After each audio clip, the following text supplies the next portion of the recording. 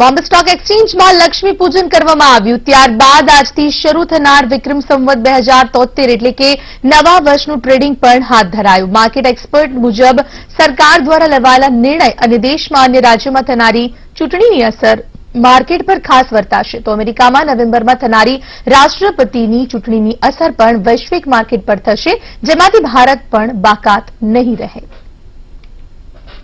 Sir, Vikram Samvat 2072 કેવો રહ્યો, શું કહેશો? ઓવરઓલ બહુ વોલેટાઇલ રહ્યો, પણ માર્કેટ એક લેવલ પર મેન્ટેન્ડ રહ્યું અને 2073 ની શરૂઆત બહુ પોઝિટિવ નોટથી થઈ છે અને આવવાવાળા દિવસમાં ઘણા ઇમ્પોર્ટન્ટ પોઈન્ટો છે જેનો સીધું પોઝિટિવ અસર આવી શકે, જેમ કે 7th પે કમિશન, પછી સારા મોન્સૂન, જીએસટી.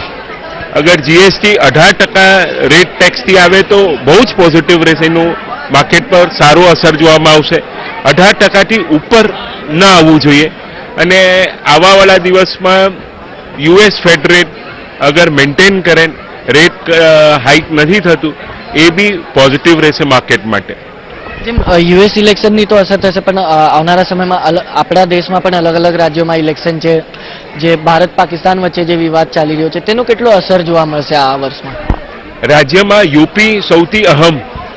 યુપીમાં કોની સરકાર બને, કારણ કે એના પછી બહુ જ થોડા સમયમાં લોકસભાના ઇલેક્શન બી છે, તો ત્યાંથી જરાક ખબર પડશે કે પબ્લિકની દિશા કઈ તરફ છે. ભારત પાકિસ્તાન વિવાદ નો કોઈ અસર માર્કેટ પર જોવા મળશે? બિલકુલ. જે દિવસે સર્જિકલ સ્ટ્રાઇક થઈ હતી એ દિવસે માર્કેટ નીચે આવ્યું હતું અને આવવાવાળા દિવસમાં બી એનો એક ક્વેશ્ચન માર્ક રહેશે અને માર્કેટ એના થકી વોલેટાઇલ રહેશે.